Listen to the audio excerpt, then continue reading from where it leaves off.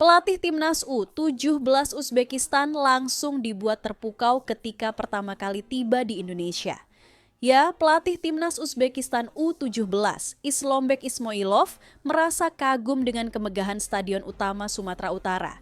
Menurutnya, kualitas Stadion Utama Sumut hampir mirip dengan kualitas stadion di Eropa. Bahkan, Islombek Ismoilov mengatakan jika ia sudah tidak sabar untuk segera bermain di Stadion Utama Sumut.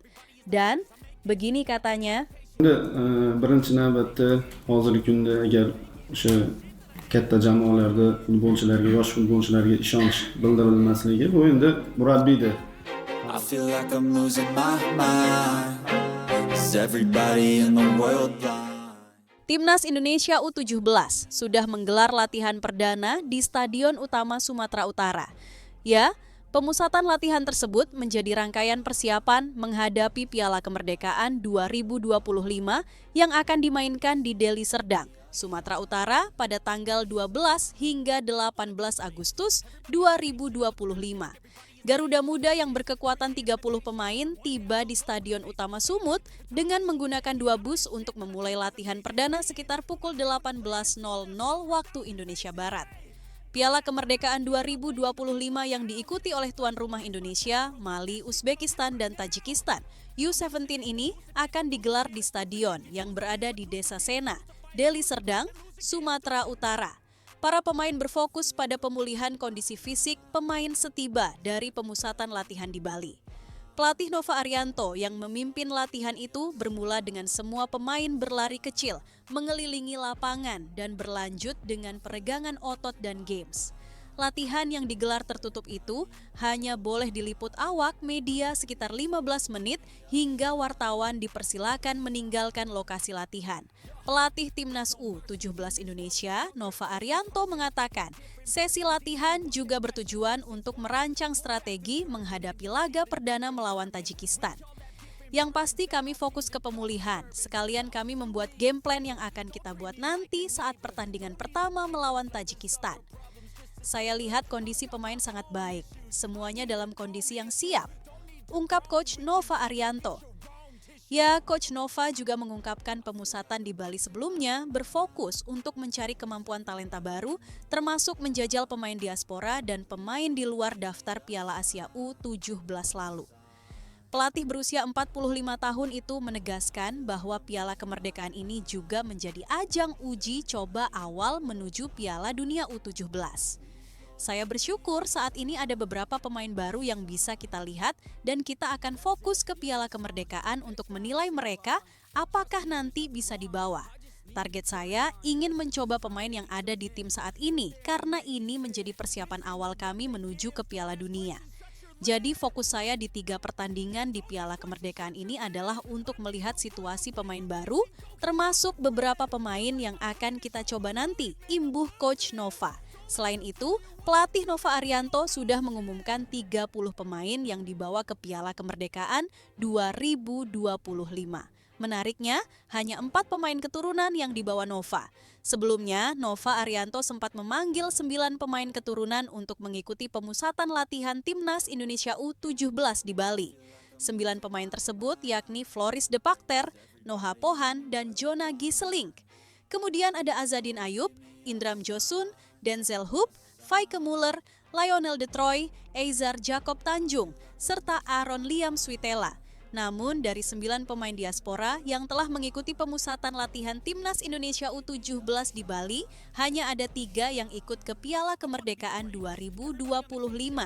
Sebab Matthew Baker menyusul belakangan.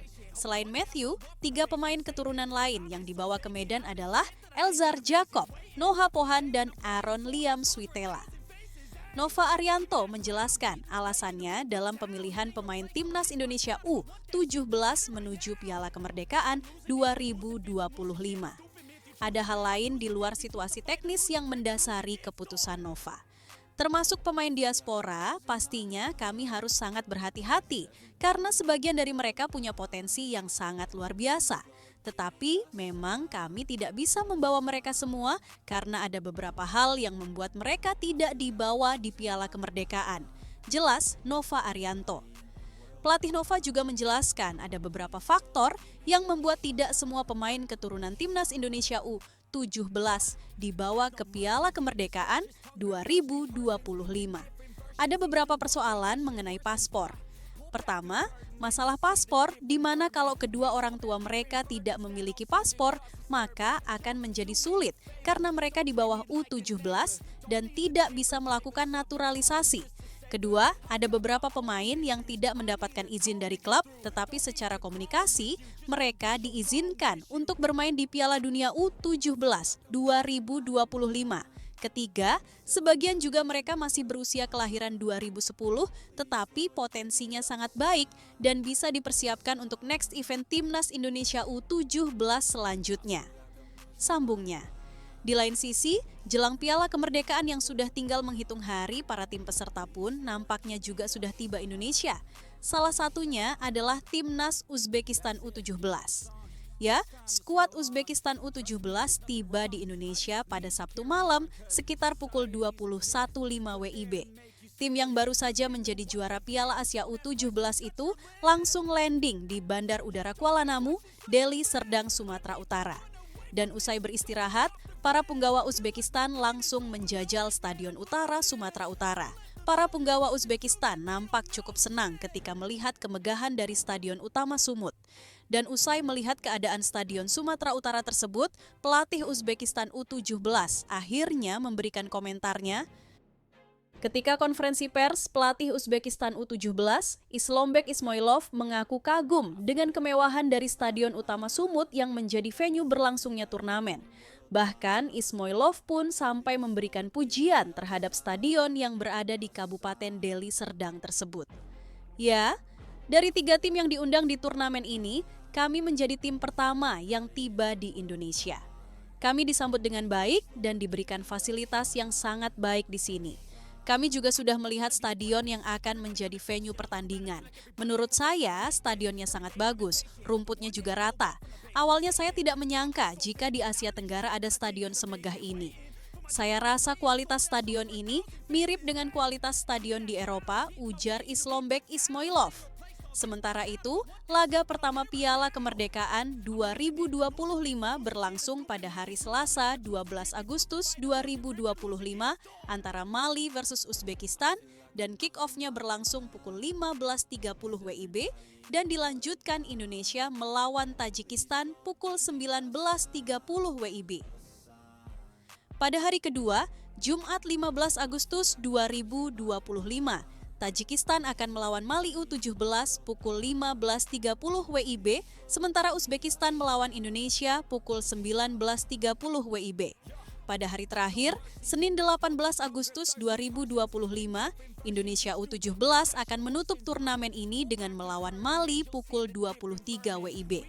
Sebelum laga ini, Uzbekistan ditantang Tajikistan pada pukul 16.00 waktu Indonesia Barat. Lawan Timnas Indonesia di Piala Kemerdekaan ini memang bukanlah lawan yang kaleng-kaleng. Tajikistan, Uzbekistan, dan Mali adalah 3 negara yang juga peserta Piala Dunia U17 2025. Timnas U17 Uzbekistan merupakan juara Piala Asia U17 2025, sementara Mali runner-up Piala Afrika U17 2025 dan Tajikistan U17 tim yang lolos ke babak 8 besar Piala Asia U17 2025. Tentu, Indonesia harus melakukan persiapan yang matang, karena ini merupakan persiapan awal sebelum nanti terjun ke ajang yang sesungguhnya, yakni Piala Dunia. Mengingat di Piala Dunia U17 nanti, Indonesia tergabung bersama tim-tim yang bisa dibilang kuat. Ya, Timnas U17 Indonesia berada di grup H bersama Brasil, Honduras, dan Zambia. Maka dari itu, Nova Arianto selaku juru racik harus mempersiapkan strategi jitu-nya untuk Piala Kemerdekaan ini. Lord, give me a sign, a sign. I feel like I'm losing my mind. Is everybody in the world blind? Please, Lord, give me a sign, a sign.